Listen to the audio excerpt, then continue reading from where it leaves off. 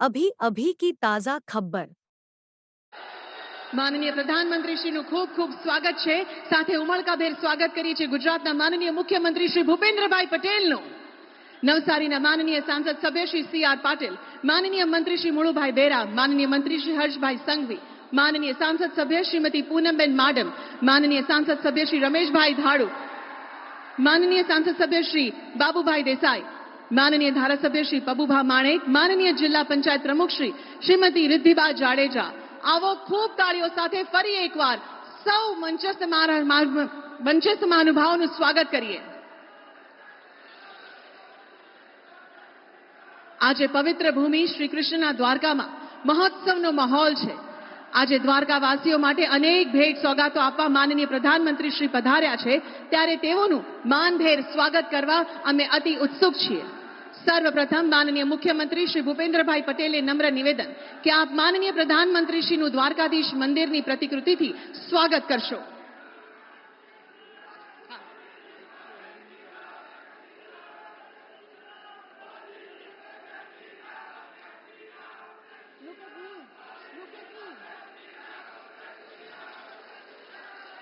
હવે માનનીય સંસદ સભ્ય श्रीमती पूनमबेन माडम અને श्री रमेशभाई धड़ुक माननीय प्रधानमंत्री श्रीનું બાંધણીના ખેસ અને ચાંદીની ફ્રેમ જેમાં દ્વારકાધીશ અને સાથે સુદર્શન સેતુની પ્રતિકૃતિ છે તેનાથી સ્વાગત કરશે।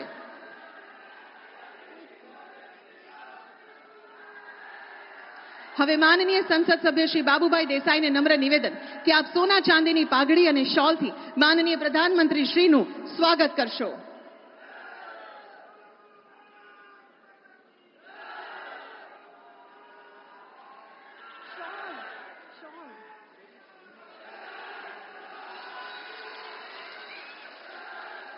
હવે માનનીય મંત્રી શ્રી મુળુભાઈ બેરા રામ મંદિરની પ્રતિકૃતિ અને માનનીય ધારાસભ્ય શ્રી પબુભા માણેક સોનાના મુગટથી અને ત્યારબાદ સુદર્શન સેતુની પ્રતિકૃતિથી માનનીય પ્રધાનમંત્રી શ્રીનું સ્વાગત કરશે।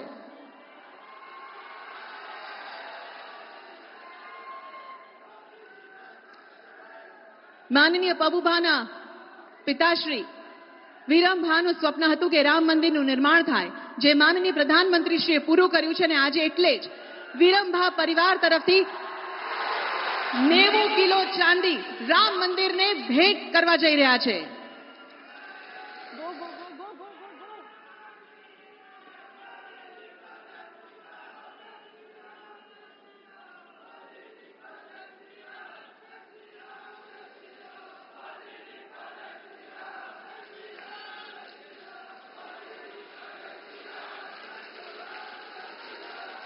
સુદર્શન સેતુની સુંદર પ્રતિકૃતિ માનનીય પ્રધાનમંત્રીશ્રીને ભેટ અપાઈ રહી છે।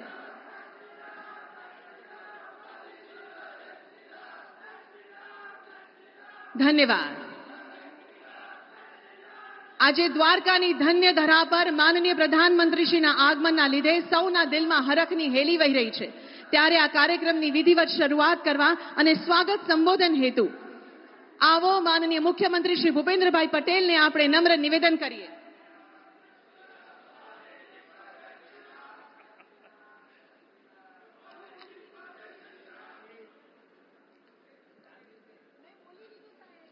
भगवान श्री कृष्णनी नगरी द्वारका खाते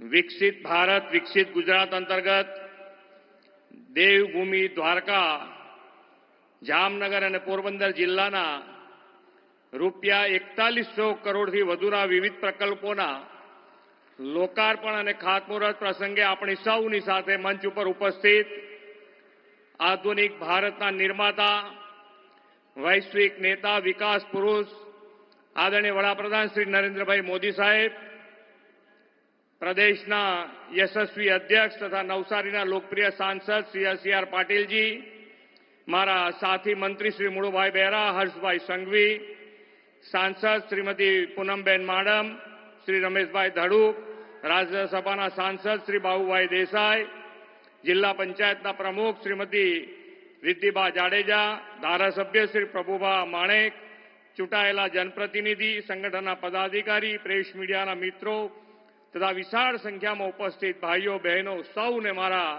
नमस्कार। विश्वना सौथी लोकप्रिय नेता અને યશસ્વી વડાપ્રધાન શ્રી નરેન્દ્રભાઈ મોદીની પ્રેરણાથી ગુજરાતમાં આ અઠવાડિયું વિકાસ ઉત્સવ બની રહ્યું છે. આ વિકાસ ઉત્સવની ભેટ આપનારા આદરણીય શ્રી નરેન્દ્રભાઈ મોદી સાહેબનું શ્રી કૃષ્ણની નગરી દ્વારકાની ભૂમિ પર હૃદયના ઉમળકાથી સૌ ગુજરાતવાસીઓ વતી સ્વાગત કરું છું. હજુ 3 દિવસ પહેલા ગુરુવારે વડાપ્રધાનશ્રીએ ઉત્તર ગુજરાત અને દક્ષિણ ગુજરાત વિસ્તારમાં એક જ દિવસમાં રૂપિયા 57,000 કરોડથી વધુના વિકાસ કામોની ભેટ આપી ઇતિહાસ સર્જ્યો હતો. આજે તેઓ સૌરાષ્ટ્રને કુલ મળીને અંદાજે 52,000 કરોડથી વધારાના કામોનો વિકાસ આપવા આપણી વચ્ચે પધાર્યા છે. ભગવાન શ્રી કૃષ્ણની આ નગરી દ્વારકામાં કૃષ્ણ જન્મોત્સવમાં જેવો જન ઉમંગ અને ઉલ્લાસ છલકાતો હોય છે તેવો જ ઉત્સાહ અને વિકાસ ઉત્સાહથી આજે છવાયો છે.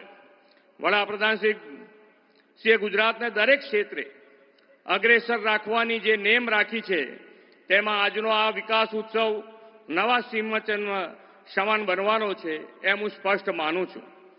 વિકાસના નિત નવા કીર્તિમાન સાથે આપણી પ્રાચીન વિરાસતોની જાળવણી અને સંવર્ધન કરીને વિરાસત બી થકી બહુમુખી વિકાસની આગવી પેટર્ન હવે મોદી સાહેબે નેતૃત્વમાં વિકસાવી છે. શ્રી કૃષ્ણ ભૂમિ દ્વારકાને આજે મળી રહેલી નવતર ભેટ એ આપણી હજારો વર્ષ જૂની વિરાસતને આધુનિક વિકાસ સાથે જોડનારી ભેટ બનશે. આ કોઈ વિકાસ ઉત્સવ શ્રી કૃષ્ણ ભૂમિ દ્વારકા શ્રી કૃષ્ણના પરમ સખા મિત્ર સુદામાની નગરી પોરબંદર અને છોટે કાશી તરીકે પ્રખ્યાત જામનગરના સર્વગ્રાહી વિકાસને નવી ગતિ આપશે એ મોદી સાહેબની ગેરંટી છે. વડાપ્રધાનશ્રીના નેતૃત્વમાં દેશમાં શ્રદ્ધા આસ્થાના કેન્દ્ર સમાન યાત્રાધામો સાંસ્કૃતિક ધરોહરના હોલિસ્ટિક ડેવલપમેન્ટનો નવો યુગ શરૂ થયો છે.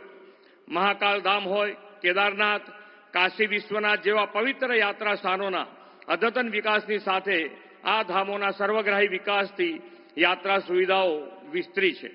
આપણે આ સૌરાષ્ટ્ર હાલાર પંથકનો સમુદ્રી પ્રદેશ હરિહરની ધરતી ગણાય છે.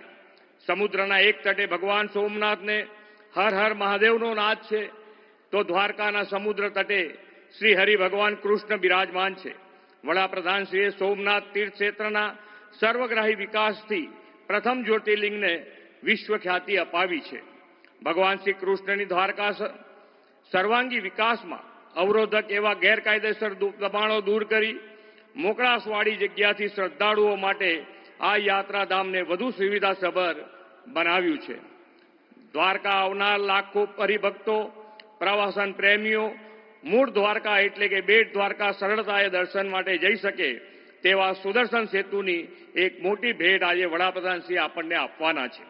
શ્રી નરેન્દ્રભાઈ મોદી એવા ધરાતળના લોકનેતા છે કે પ્રજાની પીડા સમસ્યાઓ તેઓ વગર કહે સમજે છે અને તેના નિવારણના નક્કર ઉપાયો સફળ આયોજન હાથ ધરીને છુટકારો પણ અપાવે છે. રૂપિયા 978 કરોડના ખર્ચે નિર્માણ પામેલા 2.5 કિલોમીટર લાંબા ભારતનો આ સૌથી મોટો કેબલ સ્ટેડ બ્રિજ તેનું ઉત્તમ દ્રષ્ટાંત છે. આ સુદર્શન સેતુથી હવે પ્રવેશોની સંખ્યા વધારો થશે અને સ્થાનિક રોજગારી અને સમૃદ્ધિ પણ ઉત્તર વધશે. વડાપ્રધાન શ્રી નરેન્દ્રભાઈ મોદીએ ગુજરાત પાસે જે પ્રવાસન વિવિધતા છે તેને રણોત્સવ, પતંગોત્સવ, નવરાત્રિ મહોત્સવ, સાપુતારા મોન્સૂન ફેસ્ટિવલ વગેરેથી વિશ્વ પ્રસિદ્ધિ અપાવી છે. દ્વારકા, સોમનાથ, પોરબંદર જેવા સમુદ્ર તટે આ વસેલા અને વિકસેલા સ્થાનોને ટુરિઝમથી જોડીને દેશ વિદેશના ટુરિસ્ટ આકર્ષિત કરવાની પણ દિશા આદરણીય વડાપ્રધાનશ્રીએ આપી છે. દ્વારકા નજીકનો દેશનો એકમાત્ર બ્લુ ફ્લેગ બીચ શિવરાજપુર ભગવાન શ્રી કૃષ્ણના દર્શને આવનાર યાત્રિકો માટે હવે ફેવરિટ ડેસ્ટિનેશન છે. આ બીચ ડેવલપમેન્ટના રૂપિયા 141 કરોડના કામોનું આજે આદરણીય મોદી સાહેબ લોકાર્પણ કરવાના છે. યાત્રા સ્થાનો અને પ્રવાસન સ્થાનોને વેગ આપતી એક મહત્વની કડી છે કનેક્ટિવિટી. આદરણીય વડાપ્રધાનશ્રીના નેતૃત્વમાં દેશના નાના નાના ગામ આજે સડક નેટવર્કથી જોડાયા છે. આપણે ત્યાં પહેલા લોકો પાકા રસ્તાની માંગ કરતા હતા. અત્યારે જે સ્પીડ અને સ્કેલથી ઇન્ફ્રાસ્ટ્રક્ચરનો વિકાસ થઈ રહ્યો છે તેનાથી લોકોની 4 લેન અને 6 લેન રસ્તાઓની માંગ વધી છે. આજે જામનગર, રાજકોટ, પોરબંદરને જોડતા કાલાવાડથી ધોરાજી નેશનલ હાઈવેના વાઇડનિંગના કામનું ખાતમુહૂર્ત મોદી સાહેબ કરવાના છે. આદરણીય વડાપ્રધાન શ્રી નરેન્દ્રભાઈ મોદીએ વીજળી, પાણી અને આવાસો જેવી માળખાકીય સુવિધાઓને જન જન સુધી પહોંચાડીને ઇઝ ઓફ લિવિંગ વધાર્યું છે. દ્વારકા, જામનગર અને પોરબંદર ત્રણેય જિલ્લાઓના આજે જે વિકાસ કામોની ભેટ મળવાની છે તે વિકસિત ભારત માટે વિકસિત ગુજરાતની વડાપ્રધાનશ્રીની પ્રતિબદ્ધતા સાકાર કરશે. આદરણીય મોદી સાહેબે અમૃતકાળને વિકાસનો કર્તવ્યકાળ બનાવવામાં જન જનને વિકાસમાં જોડ્યા છે. વિકાસના કામોનો લાભ પહોંચાડ્યો છે.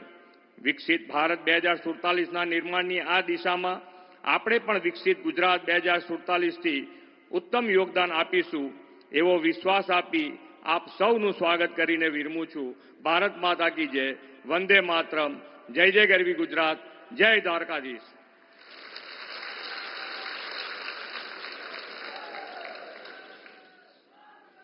માનનીય મુખ્યમંત્રી શ્રી, આપના ઉષ્માપૂર્ણ સ્વાગત શબ્દો માટે આપનો પણ અમે આભાર માનીએ છીએ.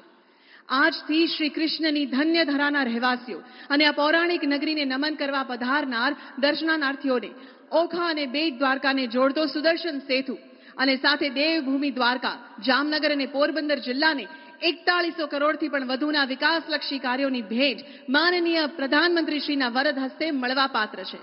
તો આવો દ્વારકા, ગુજરાત અને દેશની વિકાસ યાત્રાને વધુ વેગવંતી બનાવવા માનનીય પ્રધાનમંત્રીશ્રીને નમ્ર વિનંતી કરીએ કે આપ સુદર્શન સેતુ અને વિવિધ વિકાસલક્ષી કાર્યોનું રિમોટ દ્વારા વિધિવત લોકાર્પણ અને ખાતમુહૂર્ત કરશો.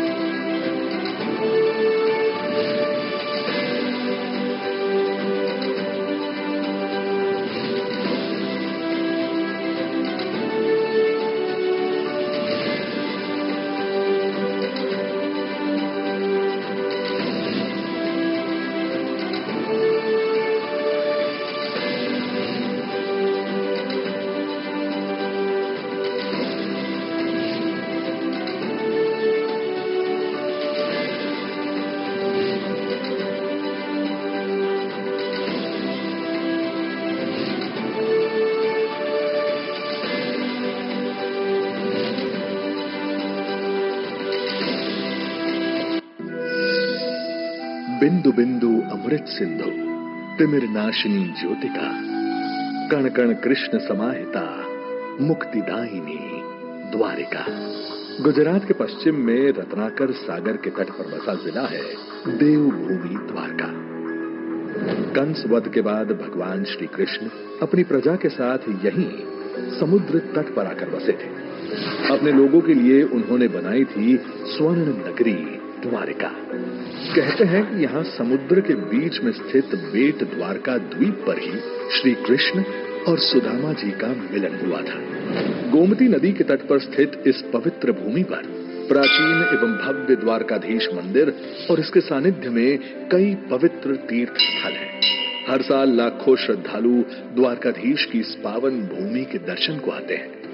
श्री कृष्ण के शासन के स्वर्ण काल का साक्षी बना द्वारका आज भारत के अमृत काल में साक्षी बनने जा रहा है आस्था और आधुनिकता के मिलन का। क्योंकि भारत के यशस्वी प्रधानमंत्री श्री नरेंद्र मोदी द्वारका की इस पवित्र धरा से गुजरात और देश के चरणों में देने जा रहे हैं 4000 करोड़ रुपए से अधिक के विकास प्रकल्पों की सौगात, जिसमें प्रमुख है रत्नाकर सागर में ओखा और बेट द्वारका को जोड़ता 980 करोड़ रुपयों की लागत से बना केबल स्टेड सुदर्शन सेतु। आकर्षक और आलिशान इंजीनियरिंग की एक अद्भुत कमाल। यहाँ आने वाले पर्यटकों को बेट द्वारका तक पहुंचने में अभी तक नावों का इस्तेमाल करना पड़ता था, लेकिन अब इस सेतु की वजह से यात्रा बेहद तेज और सुरक्षित होगी। वहीं बेट द्वारका के लोगों को भी सीधी सड़क कनेक्टिविटी मिलेगी। अत्याधुनिक तकनीक से बना ये ब्रिज 30 मीटर चौड़ा है और 2.25 किलोमीटर से अधिक लंबा। इसके 500 मीटर लंबे मध्य हिस्से को भूमि का आधार न लेते हुए सिर्फ केबल के द्वारा धारण किया गया है। इस प्रकार के कर्व लाइन पाइलॉन के उपयोग से बना भारत का यह सबसे पहला और विश्व का दूसरा ब्रिज है। ब्रिज की संरचना में शामिल है 152 केबल, जिनका कुल वजन 1,500 टन है और केबल की लंबाई है पूरे 1811 किलोमीटर।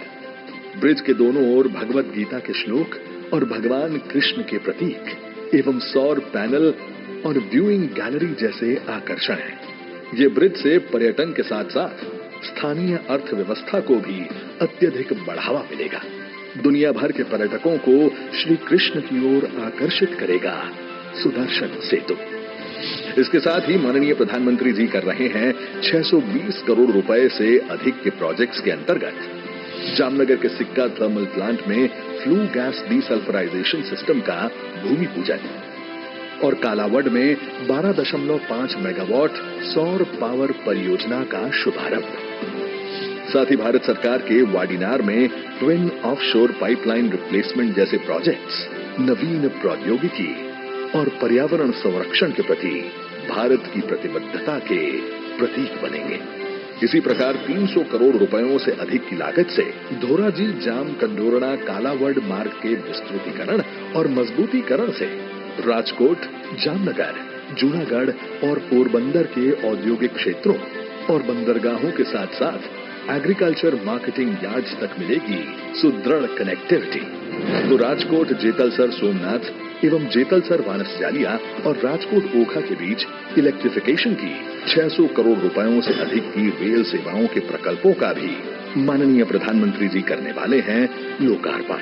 इन परियोजनाओं के पूरा होने से इस इलाके के लोगों को अब विद्युतीकरण से तेज एवं इको फ्रेंडली रेल सेवा उपलब्ध होगी तथा द्वारकाधीश आने वाले श्रद्धालुओं की भी यात्रा सुगम बनेगी। वहीं 100 करोड़ रुपयों से अधिक की लागत से जामनगर में बनने जा रहा है क्षेत्रीय विज्ञान केंद्र, जो कि युवाओं की वैज्ञानिक जिज्ञासा को बढ़ावा देकर राष्ट्र निर्माण में योगदान हेतु उन्हें प्रेरित करेगा। इसी प्रकार जामनगर में 100 करोड़ से अधिक रुपए की सीवेज ट्रीटमेंट प्लांट और ड्रेनेज जैसे कार्य नागरिकों के लिए ईज ऑफ लिविंग में अभिवृद्धि करेंगे। माननीय प्रधानमंत्री जी के मार्गदर्शन और माननीय मुख्यमंत्री श्री भूपेंद्र भाई पटेल के नेतृत्व में विकास के ऐसे ही प्रकल्पों से गुजरात अमृतकाल में भी बनेगा भारत का ग्रोथ इंजन।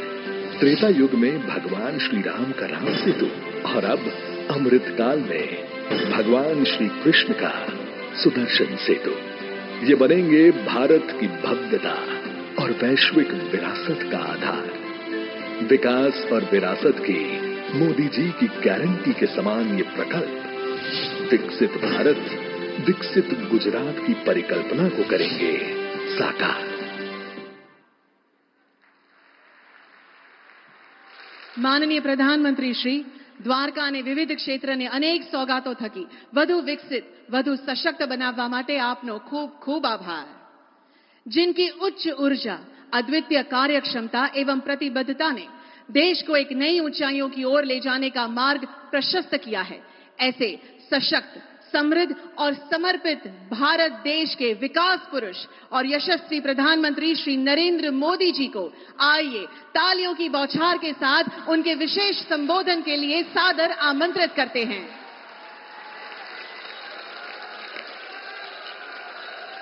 द्वारकाधीश की, द्वारकाधीश की, द्वारकाधीश की। मंच पर उपस्थित गुजरात के लोकप्रिय मुख्यमंत्री श्रीमान भूपेंद्र भाई पटेल, संसद में मेरे सहयोगी गुजरात प्रदेश भारतीय जनता पार्टी के अध्यक्ष श्रीमान CR पाटिल, अन्य सभी महानुभाव और गुजरात के मेरे प्यारे भाइयों और बहनों, સૌથી પહેલા તો માતૃ સ્વરૂપા અમારી આહિર રાણીઓ એમણે જે ઓવારણા લીધા એમનો હું શ્રદ્ધાપૂર્વક આદરપૂર્વક પ્રણામ કરીને આભાર માનું છું. થોડા દિવસ પહેલા સોશિયલ મીડિયામાં એક વિડીયો બહુ વાયરલ થયો.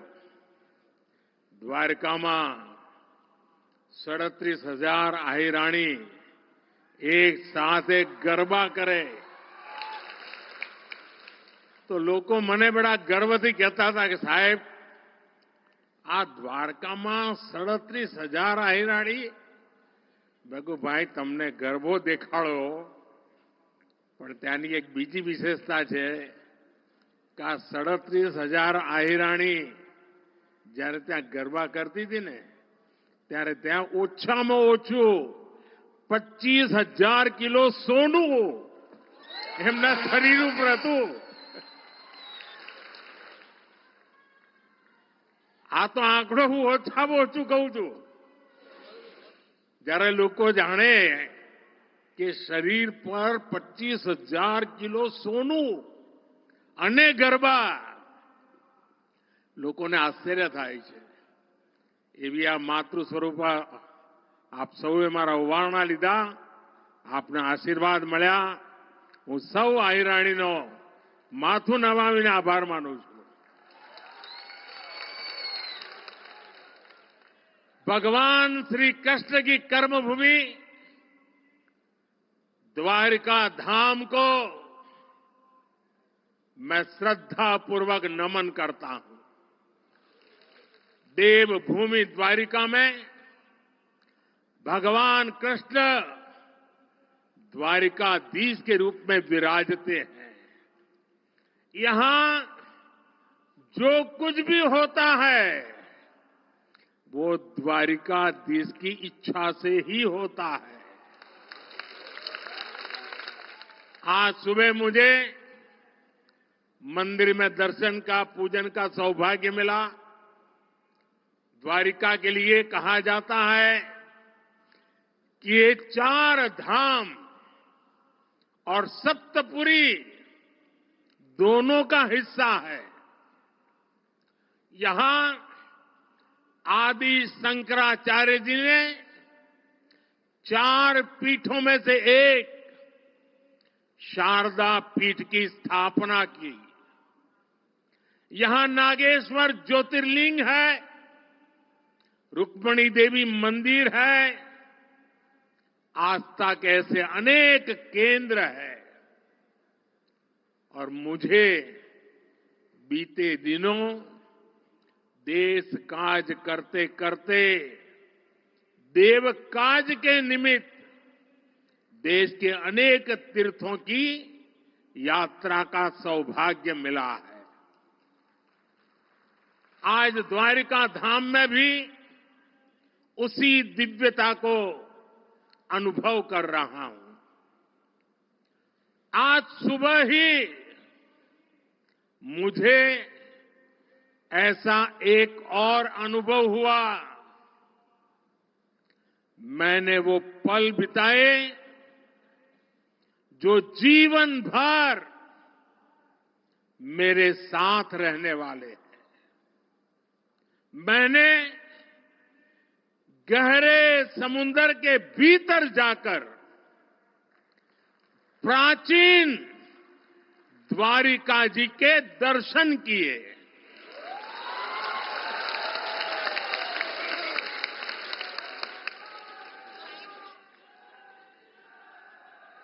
पुरातत्व के जानकारों ने समंदर में समाई उस द्वारिका के बारे में काफी कुछ लिखा है. हमारे शास्त्रों में भी द्वारिका के बारे में कहा गया है, भविष्यति पुरी रम्या सद्वारा प्राज्ञ तोरणा चयाट्टलाकल केयूरा पृथिव्याम ककूदोपमा, अर्थात सुंदर द्वारों और ऊंचे भवनों वाली ये पुरी पृथ्वी पर शिखर जैसी होगी। कहते हैं भगवान विश्वकर्मा ने खुद इस द्वारिका नगरी का निर्माण किया था।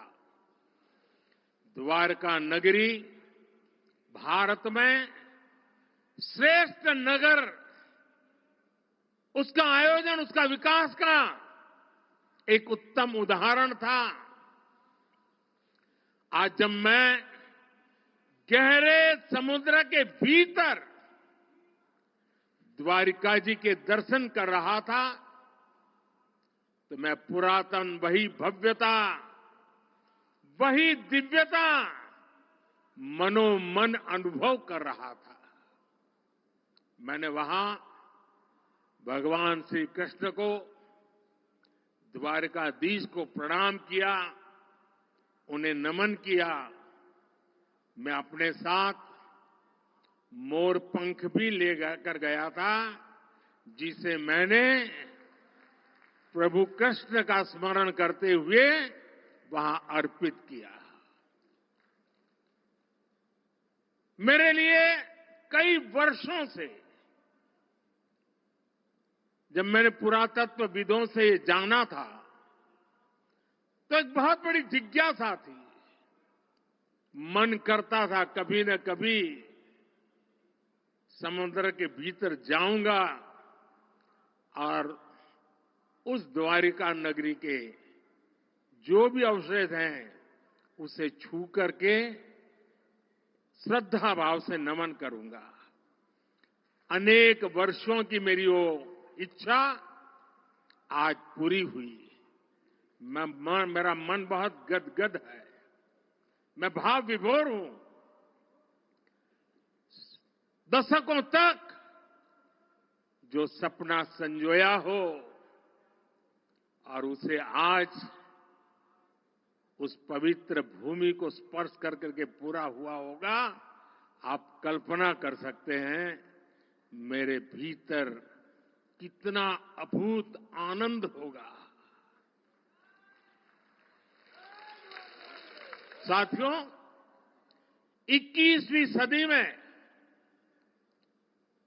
भारत के वैभव की तस्वीर भी मेरी आंखों में घूम रही थी और मैं लंबे समय तक अंदर रहा।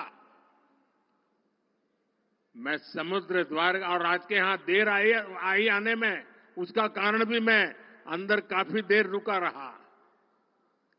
मैं समुद्र द्वारका के उस दर्शन से विकसित भारत के संकल्प को और मजबूत करके आया हूं।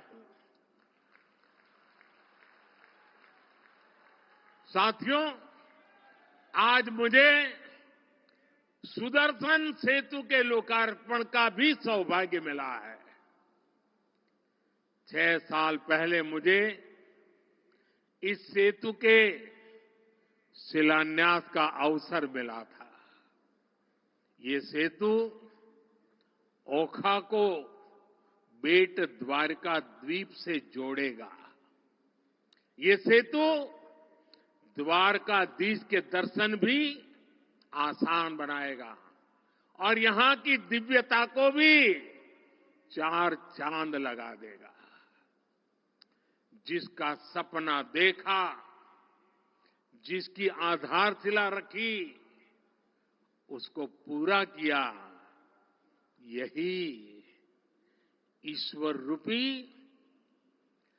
जनता जनार्दन के सेवक मोदी की गारंटी है। सुदर्शन सेतु सिर्फ एक सुविधा भर नहीं है, बल्कि ये इंजीनियरिंग का भी कमाल है।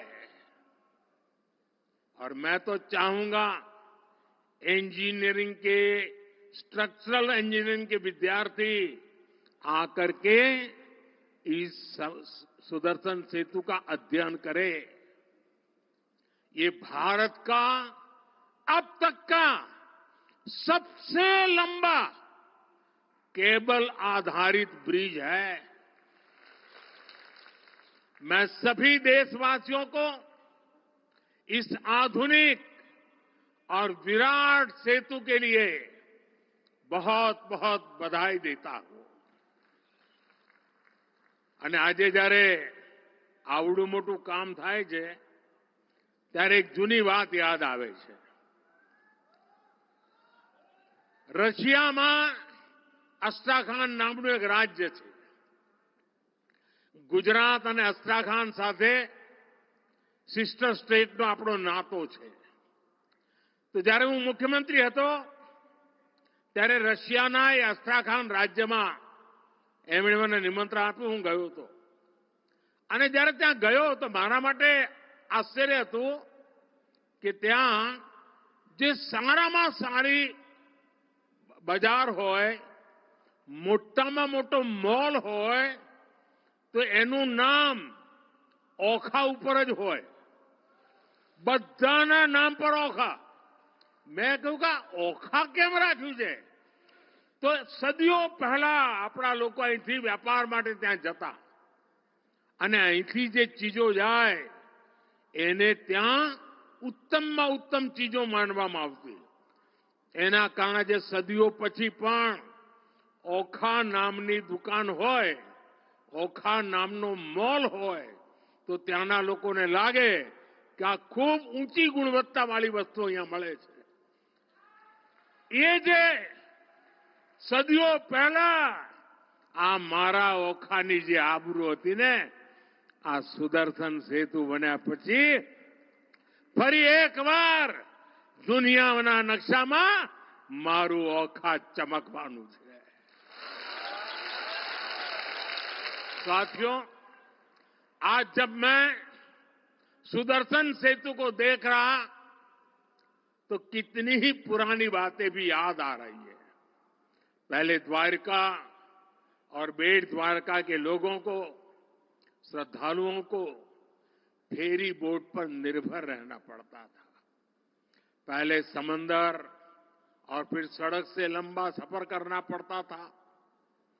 यात्रियों को परेशानी होती थी और अक्सर समंदर की ऊंची लहरों के कारण कभी कभी बोट सेवा बंद भी हो जाती थी। इससे श्रद्धालुओं को बहुत परेशानी होती थी। जब मैं मुख्यमंत्री था तो यहां के साथी जब भी मेरे पास आते थे तो ब्रिज की बात जरूर करते थे। और हमारे शिव हमारे पबूबा, उनका एक एजेंडा था कि ये काम मुझे करना है।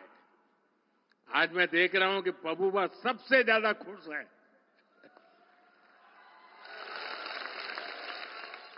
साथियों, मैं तब की कांग्रेस की केंद्र सरकार के सामने बार बार ये बातें रखता था, लेकिन कभी उन्होंने इस पर ध्यान नहीं दिया।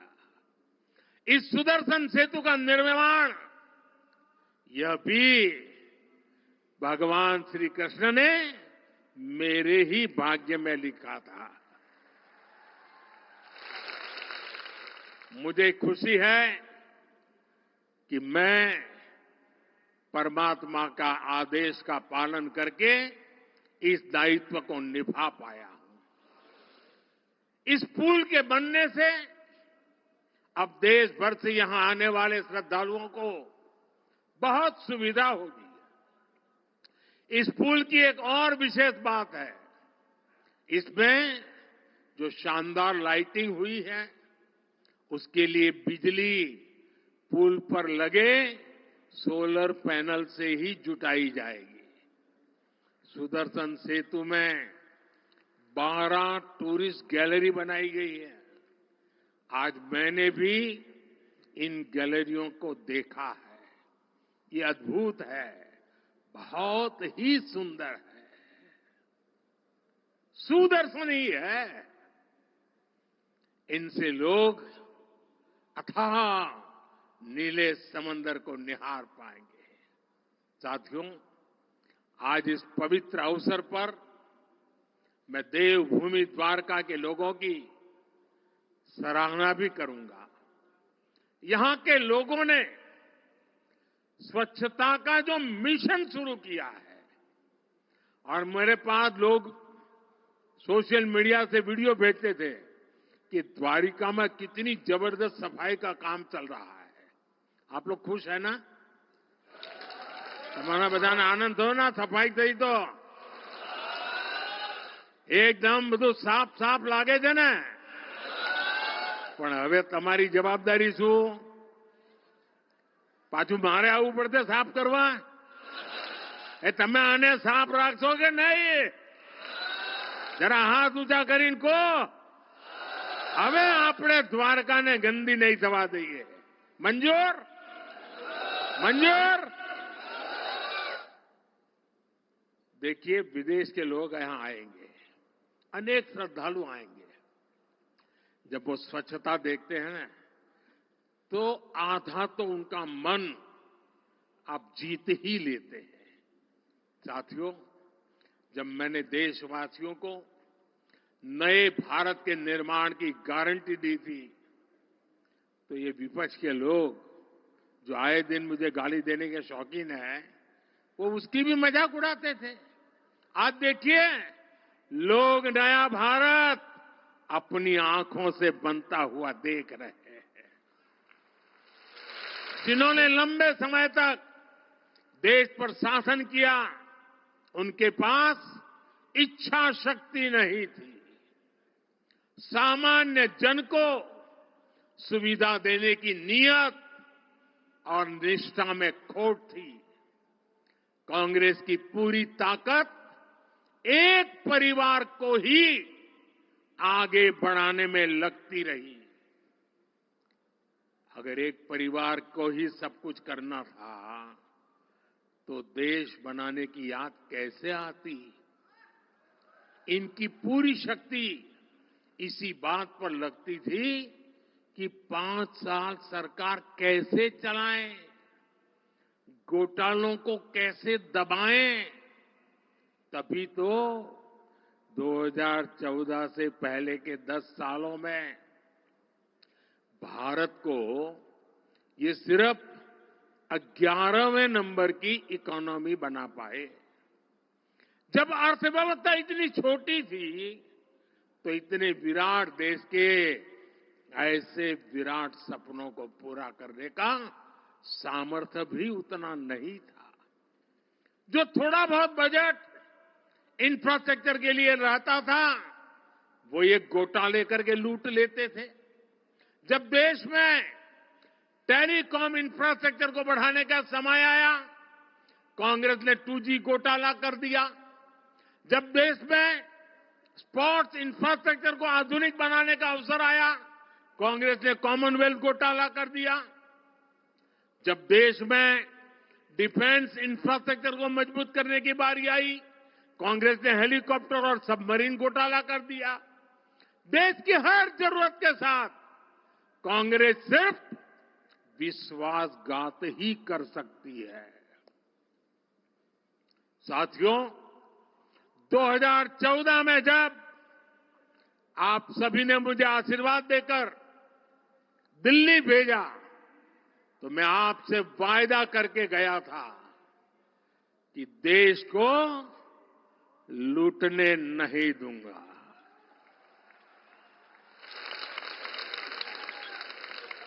कांग्रेस के समय में जो हजारों करोड़ के घोटाले होते रहते थे, वो सब अब बंद हो चुके हैं। बीते 10 वर्षों में हमने देश को दुनिया की 5वें नंबर की आर्थिक ताकत बना दिया, और इसका परिणाम आप पूरे देश में ऐसे नव्य, भव्य और दिव्य निर्माण कार्य देख रहे हैं। एक तरफ हमारे दिव्य तीर्थ स्थल आधुनिक स्वरूप में सामने आ रहे हैं, तो दूसरी तरफ मेगा प्रोजेक्ट से नए भारत की नई तस्वीर बन रही है। आज आप देश का ये सबसे लंबा केबल आधारित सेतु गुजरात में देख रहे हैं। कुछ दिन पहले ही मुंबई में देश का सबसे लंबा सी ब्रिज पूरा हुआ।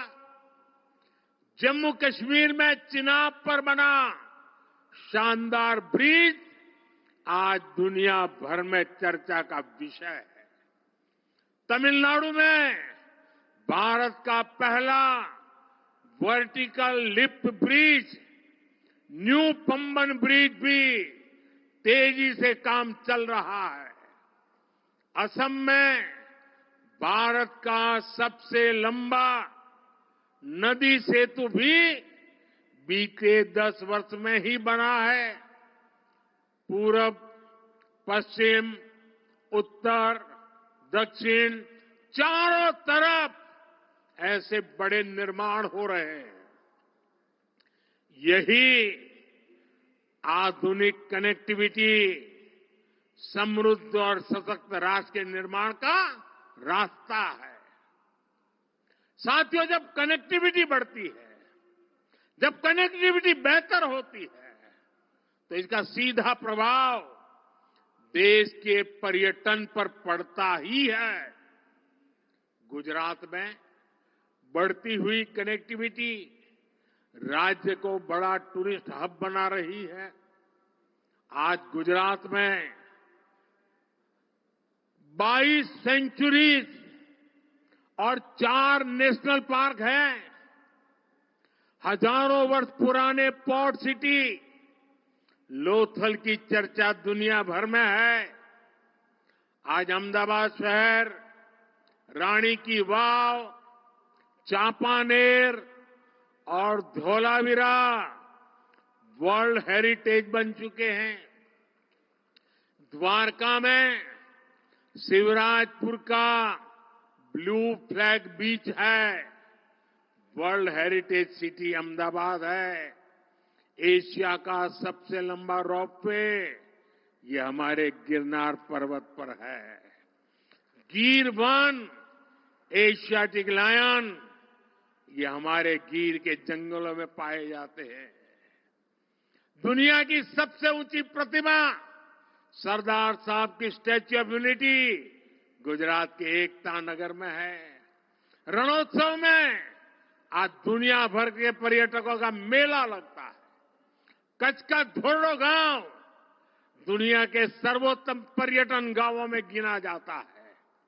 नड़ाबेट राष्ट्रभक्ति और पर्यटन का एक महत्वपूर्ण केंद्र बन रहा है। विकास भी, विरासत भी, इस मंत्र पर चलते हुए गुजरात में आस्था के स्थलों को भी संवारा जा रहा है।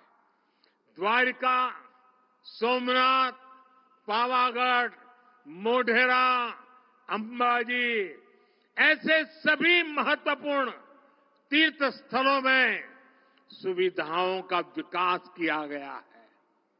अंबाजी में ऐसी व्यवस्था की गई है कि 52 शक्तिपीठों के दर्शन एक जगह हो जाते हैं। आज गुजरात भारत आने वाले विदेशी पर्यटकों की पसंद बनता जा रहा है। वर्ष 2022 में भारत आए 85 लाख से अधिक पर्यटकों में हर 5वां पर्यटक गुजरात आया है। पिछले वर्ष अगस्त तक करीब 15.5 लाख पर्यटक गुजरात आ चुके हैं। केंद्र सरकार ने विदेशी पर्यटकों को जो ई वीजा की सुविधा दी है, उसका भी लाभ गुजरात को मिला है। पर्यटकों की संख्या में हो रही ये वृद्धि गुजरात में रोजगार और स्वरोजगार के नए अवसर बना रही है। साथियों, मैं जब भी सौराष्ट्र आता हूं, यहां से एक नई ऊर्जा लेकर जाता हूं। सौराष्ट्र की ये धरती संकल्प से सिद्धि की बहुत बड़ी प्रेरणा है। आज सौराष्ट्र का विकास देखकर किसी को भी एहसास पहले कभी नहीं होगा कि पहले यहां जीवन कितना कठिन हुआ करता था। हमने तो वो दिन भी देखे हैं जब सौराष्ट्र का हर परिवार, हर किसान बूंद बूंद पानी के लिए तरसता था। यहां से लोग पलायन करके दूर दूर पैदल चले जाते थे। जब मैं कहता था कि जिन नदियों में साल भर पानी रहता है, वहां से पानी उठाकर सौराष्ट्र और कच्छ में लाया जाएगा, तो ये कांग्रेस के लोग मेरी मजाक उड़ाते थे। लेकिन आज सौनी ये एक ऐसी योजना है जिसने सौराष्ट्र का भाग्य बदल दिया है। इस योजना के तहत 1300 किलोमीटर से अधिक की पाइपलाइन बिछाई गई है। और पाइपलाइन भी छोटी नहीं है, पाइप के अंदर मारुति कार चल जा सकती है। इसके कारण सौराष्ट्र के सैकड़ों गांवों को सिंचाई का और पीने का पानी पहुंच गया है। अब सौराष्ट्र का किसान संपन्न हो रहा है, यहां का पशुपालक संपन्न हो रहा है, यहां का मछुआरा संपन्न हो रहा है। मुझे विश्वास है आने वाले वर्षों में पूरा सौराष्ट्र, पूरा गुजरात सफलता की नई ऊंचाई पर पहुंचेगा।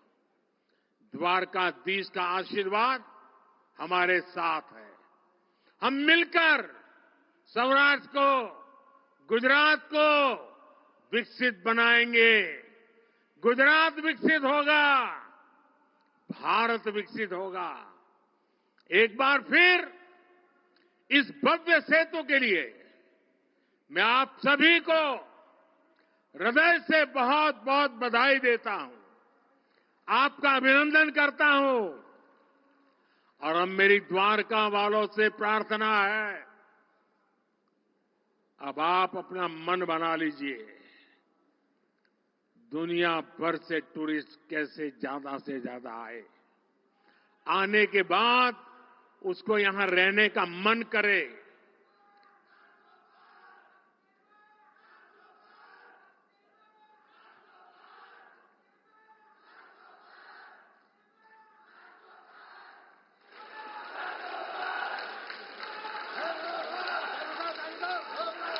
मैं आपकी इस भावना का आदर करता हूं। मेरे साथ बोलिए, द्वारिकाधीश की, द्वारिकाधीश की, द्वारिकाधीश की, भारत माता की, भारत माता की, भारत माता की। बहुत बहुत धन्यवाद।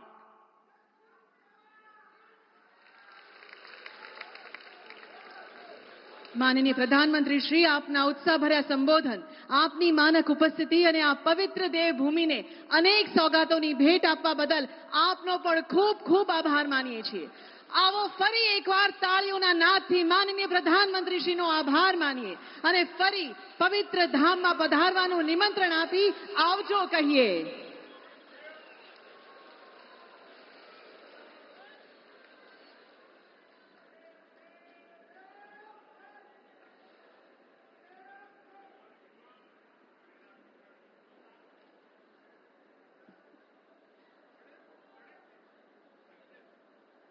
और ताज़ा खबर के लिए हमारे चैनल को लाइक और सब्सक्राइब करें।